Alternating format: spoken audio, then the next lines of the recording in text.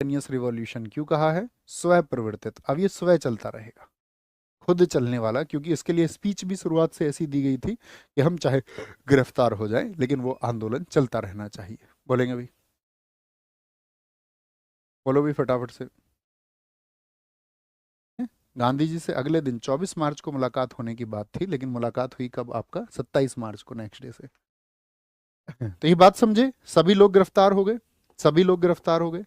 9 अगस्त 1942 जब सभी लोग गिरफ्तार हुए, तो और कौन कौन लोग थे? 9 अगस्त 1942 को, याद रख लेना, अरुणा आसफ अली ने, अरुणा आसफ अली, अरुणा आसफ अली ने ग्वालियर टैंक मैदान में, ग्वालियर टैंक मैदान में, टैंक मैदान में तिरंगा फहराया, तिरंगा फहराया और लोगों के अंदर एक जोश भरा। Hoisting the flag in Gwalior tank Maidan, hoisted the flag in Gwalior tank Maidan by Aruna Asaf Ali. और अरुणा आसफ अली को कहा जाता है क्या? इनको एक टैग दिया जाता है आपका वयोवृद्ध महिला का। वयोवृद्ध पुरुष कौन है बताओ? वयोवृद्ध पुरुष थे दादा भाई नरोजी, ग्रैंड ओल्ड मैन, तो इनको कहा जाता है grand old lady, grand old lady Aruna Asaf Ali, Aruna Asaf Ali. इसी दिन, इसी दिन आपका लाल बहादुर शास्त्री जी, ये भी बाहर थे अभी तक।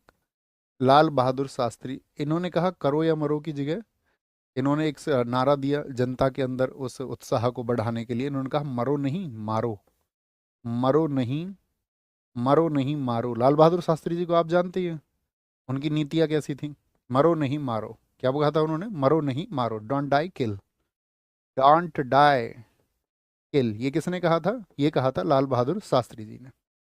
लाल बहादुर शास्त्री आप जानते हो, 1964 में नेहरू जी को जब हार्ट अटैक आ गया तो उसके बाद में लाल बहादुर शास्त्री जी प्रधानमंत्री बने। अच्छा हाँ, यहाँ पर मैं एक बात और आपसे रखना चाहता था। तो एक बात क्या है दोस्त, आप जानते हो हम कॉम्पिटिटिव एग्जाम के लिए पढ़ते हैं, और कॉम्पिटिटिव एग्जाम के लिए पढ़ते समय हमको उन बिंदुओं का ध्यान रखना होता है जो कॉम्पिटिटिव एग्जाम के लिए जरूरी होते हैं। ओके, हम उनका ध्यान भी रखते हैं। तो लेकिन मेरी एक इच्छा है आप सब लोगों के लिए कि जब हम लगभग लगभग अगर हम बात करें, तो इसको पढ़ाते हुए हम आपका अगस्त, जून, जुलाई, जुलाई अगस्त सितंबर, सितंबर में हम इसको ख़त्म कर देंगे, है ना? सो कंप्लीट, मतलब हिस्ट्री वगैरह आपका एंशियंट हिस्ट्री, स्टैटिक सब पढ़ लेंगे। तो सितंबर से हम चाहेंगे हम आपके लिए एक सीरीज शुरू करें, सीरीज शुरू करें, ठीक है? एक अलग से प्लेलिस्ट आपके लिए बना ले, या कोई एक प्लेटफॉर्म अलग से आपके लिए बना ले कि भाई यहाँ पर ये चीज़ें आपको मिलेंगी, है ना? तो हम आपसे संवाद करना चाहेंगे, मतलब कि उन सभी बिंदुओं पर हम संवाद करना चाहेंगे जिनको हम कॉम्पिटिटिव एग्जाम की तैयारी के दौरान उस सिलेबस में नहीं पढ़ पाते हैं, और जीवन के लिए जो मूल्य हैं जिन पर चर्चा होनी जरूरी है। यहाँ पर एक बड़ी महत्वपूर्ण घटना घटी थी आपका 11 अगस्त को। इस आंदोलन की सबसे बड़ी घटनाओं में से अगर एक मानी जाती है ये, तो ये क्या था? ये पटना सचिवालय की घटना है, पटना सचिवालय की, पटना सचिवालय की घटना है, पटना सेक्रेटरिएट की घटना है, पटना सेक्रेटरिएट। तो इसमें क्या हुआ था? दरअसल में सब जगह तो अब आंदोलन के तो नारे लग ही रहे थे, और जितने भी आप सबको पता होना चाहिए जो भी आप थी, और वो सभी रेल की पटरियाँ थी, सब जगह उखाड़ फेंकी जा रही थी, सड़कों को, दफ्तरों को, आपका जो भी चीज़ें हड़ताल के, जहाँ पर श्रमिक हड़तालें थी, अहमदाबाद में 3 महीने की हड़ताल कर दी मजदूरों ने। तो जो जिससे जो बन पा रहा था वह उस कार्य को इसके भारत छोड़ो आंदोलन में कर रहा था। और इस आंदोलन में आपका अगर मैं बात कहूँ तो हृदय कांप उठेगा इस एक घटना को सुन करके जो 11 अगस्त को हुई। इसमें क्या हुआ कि बच्चे आपका तिरंगा, जगह जगह पर तिरंगा लेकर के चल रहे थे। और आप समझिए 9th क्लास का बच्चा कैसा होता है, 9th क्लास में कितनी उम्र होती है उसकी? 8वीं 9वीं क्लास का। आजकल तो तब भी वो LKG UKG करके काफ़ी उसकी उम्र हो जाती है, लेकिन पहले तो पहली क्लास में बैठा जाता था सीधे। तो 12-14 साल का बच्चा, क्या उसके अंदर देशभक्ति होती है? जैसे कहते हैं ना बच्चे कुछ नहीं कर सकते हैं, तो ये देशभक्ति की भावना है, ये किसी के भी अंदर जागृत हो सकती है, किसी भी उम्र में जागृत हो सकती है। और हमारा जो भारत महान है, ये इन्हीं हमारे क्रांतिकारियों की शहादत की वजह से, उन्हीं सब लोगों के प्रयत्नों की वजह से हम लोग जो है हमेशा उनको नमन करते हैं, उनके इन कार्यों की वजह से, कि यहाँ पर बच्चे चले तिरंगा लेकर के पटना सचिवालय के सामने। और यहाँ पर जिला मजिस्ट्रेट था आर्चर, यहाँ पर जिला मजिस्ट्रेट, जो डिस्ट्रिक्ट मजिस्ट्रेट था उसका नाम था आर्चर। उसने कहा जो भी व्यक्ति इधर पटना सचिवालय की तरफ आए उसको गोली मार दी जाए। कौन था जिला मजिस्ट्रेट यहाँ पर? आर्चर। उसने कहा इधर सेक्रेटरिएट की तरफ जो भी बढ़ेगा उसको गोली मार दी जाए। तो बच्चे थे नाइन्थ क्लास के, टेंथ क्लास के, बहुत सारे बच्चे थे। तो उन्होंने, बच्चों ने आपस में एक कसम खाई कि हम अभी दौड़ लगाएंगे और ये तिरंगा हमको वहाँ सचिवालय पर लगाना है, सचिवालय पर लगाना है। और उन बच्चों ने ये कह करके दौड़ लगाई बहुत दूर से, और ब्रिटिश सरकार उन पर गोलियां चलाती रही। एक एक करके बच्चे गिरते रहे और दूसरा बच्चा उस तिरंगा को संभाल लेता था। अगला बच्चा जब गोली लग के गिरता तो अगला बच्चा उस तिरंगे को संभाल लेता था। और आप देखना पटना में एक स्मारक भी बना हुआ है, इसको आप देखना, वो पटना सचिवालय घटना करके इमेज देखना। उसके लिए स्मारक भी कुछ ऐसे ही बना है कांसे की मूर्तियों से, कि वहाँ पर हमारे उन क्रांतिकारियों को, उन बच्चों को, उन शहीदों को गिरते हुए दिखाया, और अंत में एक बच्चे ने उस तिरंगे को जा करके वहाँ स्थापित किया। तो ये पटना सचिवालय की घटना है जो एकदम से आपके हृदय को भाव विभोर कर देगी कि एक बच्चे के अंदर इस देश के लिए क्या भाव थे, कि देश की आज़ादी के लिए हम तुम सब एक साथ हैं। और इन्हीं को हम राष्ट्रीय भावना कहते हैं। जब देश के लिए हम धर्म और जाति इन सब से ऊपर उठ करके सोच लें, जब हम आयु से ऊपर उठ करके सोच लें, जब हम लिंग से ऊपर उठ करके सोच लें, जब हम रंग रूप से उठ करके सोच लें, रंग रूप से ऊपर उठकर हम सोच लें, तभी देश बनता है। और तभी वह देश महान बनता है जिसमें वो व्यक्तियां, उन जो जितने भी वहाँ के निवासी हैं, उन सब के लिए देश प्रथम होता है। तो उन बच्चों ने ये करके दिखाया कि हमारे लिए देश प्रथम है, बाकी कोई चीज़ प्रथम नहीं है। तो यहाँ पर कहते हैं कुल मिलाकर तो 11 शहीद हुए थे, 11 लोग शहीद हुए थे ब्रिटिश सरकार की गोलियों की वजह से। 7 इंस्टेंट, 7 व्यक्ति तुरंत शहीद हुए थे और 4 बाद में इलाज के दौरान। क्या बोलेंगे? इलाज के दौरान। और ये ब्रिटिशियर्स, मैं क्यों आपसे कहता हूँ कि हम उस लंदन के विरोधी हमें होना चाहिए। आप इन घटनाक्रमों को पढ़ोगे तो आप एक बात समझिए, यही इसी इसी बात के लिए तो मैं तुमसे कहता हूँ कि जिन्होंने हमारा शोषण किया, इस देश में एक प्रोपेगेंडा चल रहा है, तुमको जो सरकारें कहती हैं, लोग कहते हैं, तुम उसी के खिलाफ हो जाते हो। लेकिन हम ये कहते हैं कि ठीक है, हमारे देश में जो हमारा जो धर्म था, जो सनातन व्यवस्था थी, उस प्राचीन सनातन व्यवस्था ने इस देश को सहिष्णु होना सिखाया, सहिष्णु होना। हम सहिष्णु हुए भी, बहुत जगह हमारा सहिष्णु होना हमारी कमजोरी भी है, लेकिन बहुत जगह हमारा सहिष्णु होना हमारी ताकत भी है, हमारी ताकत भी है। तो उस सहिष्णुता को हमने पाला है, हमने इस दुनिया के प्रत्येक धर्म को पाला है। स्वामी विवेकानंद जी ने अपने भाषण में शिकागो में यही तो कहा कि दुनिया में जिसको कहीं पनाह न मिली, जिसको कहीं जगह ना मिली, उसको हमने इस भारतवर्ष में जगह दी। और इस भारतवर्ष में कौन नहीं आया? यहाँ पर क्या यहूदी नहीं आए? क्या यहाँ पर ईसाई नहीं आए? क्या यहाँ पर आपका मतलब आप कहोगे पारसी नहीं आए? यहाँ पर क्या बोले जी, क्या यहाँ पर ईरानी नहीं आए? क्या यहाँ पर अरब नहीं आए? क्या यहाँ पर आपका हिंद यूनानी नहीं आए? यहाँ पर शक नहीं आए, पहलव नहीं आए, कुषाण नहीं आए, तुर्क नहीं आए, अरब नहीं आए? यहाँ पर कौन नहीं आया आपका? क्या यहाँ पर डच नहीं आए, अंग्रेज नहीं आए, पुर्तगाली नहीं आए यहाँ पर? क्या यहाँ पर आपका स्वीडिश नहीं आया? दुनिया से जो भी कोई व्यक्ति आया उसके लिए हम सहिष्णु बने रहे। हमने सब व्यक्तियों को पाला यहाँ पर। इतना हृदय, इतना बड़ा हृदय इस भारत का, इस सनातन व्यवस्था का हुआ करता था। और उसने सभी को अपनी गोद में समेटा और हम सहिष्णु बने रहे।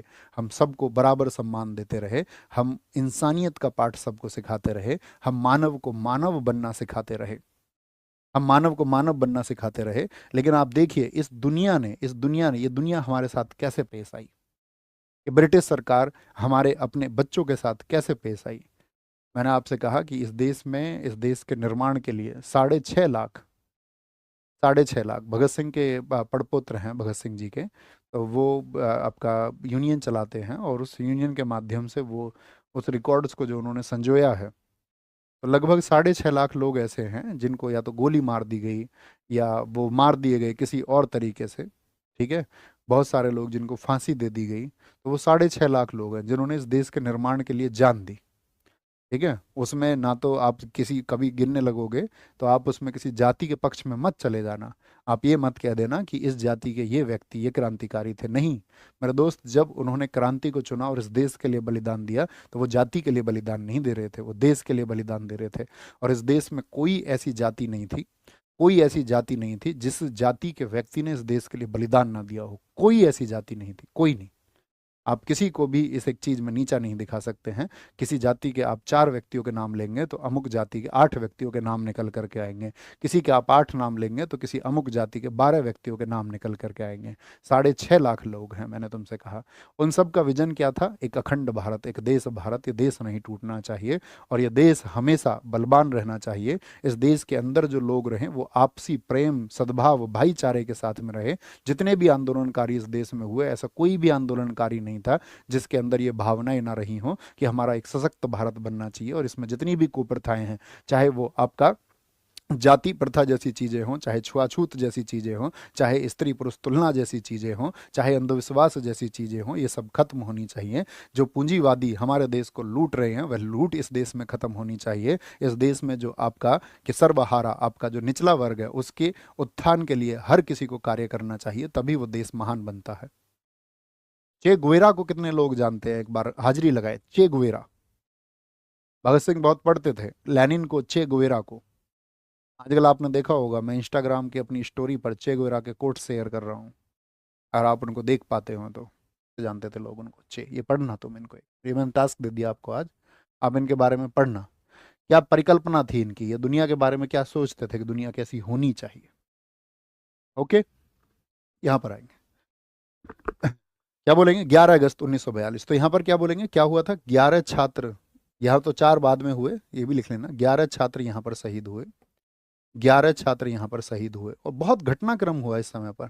क्या बोलेंगे? 4 बाद में हुए थे, 7 ऑन स्पॉट, 7 बाद में, 4 बाद में, सॉरी 7 वहीं पर। उमाकांत प्रसाद सिन्हा थे, लिखना, उमाकांत प्रसाद सिन्हा, उमाकांत प्रसाद सिन्हा थे। सतीश प्रसाद झा थे, सतीश झा, सतीश झा थे आपका। जगपति कुमार थे, जगपति कुमार थे आपका। देवी पद चौधरी, देवी पद चौधरी। और जो हम तुमसे कह रहे हैं ना सितंबर से शुरू करेंगे, तो इन सब कैरेक्टर्स को हम आपको समझाएंगे। राम गोविंद सब, राम गोविंद सिंह थे, राम गोविंद सिंह थे, राजेंद्र सिंह थे। और इन कैरेक्टर्स को आपको पढ़ना जरूरी है। चे गुवेरा या कोई भी नाम मैं आपसे लूं, उमाकांत प्रसाद सिन्हा, सतीश झा, जगपति कुमार, देवी चौधरी, राजेंद्र सिंह, राम गोविंद सिंह, एक नाम और थे आपका, राम गोविंद सिंह, हाँ रामानंद सिंह, क्या था? रामानंद सिंह। ये 7 लोग थे जो यहाँ पर शहीद हो गए थे, 7 लोग।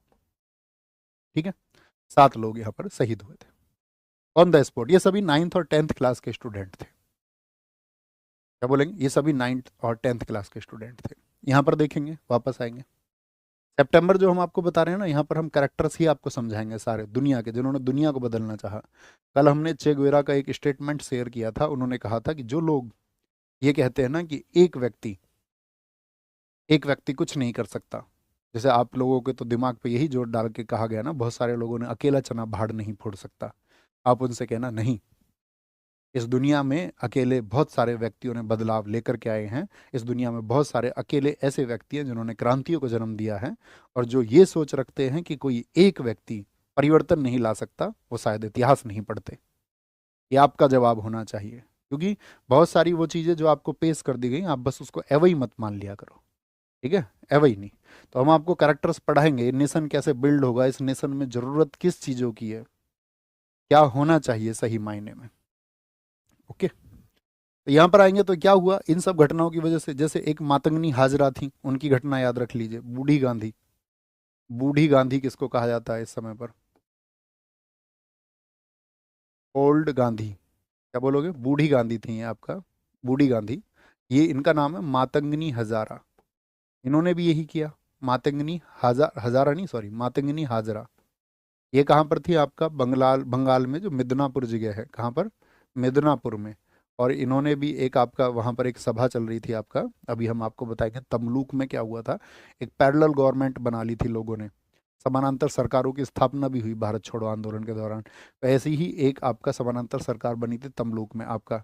तो वहाँ पर 6-7 हज़ार अपने समर्थकों के साथ में मिदनापुर पुलिस चौकी की तरफ जा रही थी, पुलिस चौकी की तरफ। समझिए 73 साल इनकी उम्र थी, 73, 73 की एज, 73 की एज बहुत होती है, आप सबको पता होगा, लेकिन 73 वर्ष की उम्र में इन्होंने तिरंगा ले रखा था और ब्रिटिश सरकार ने इनको गोलियों से भूना, लेकिन तिरंगा नहीं गिरने दिया इन्होंने।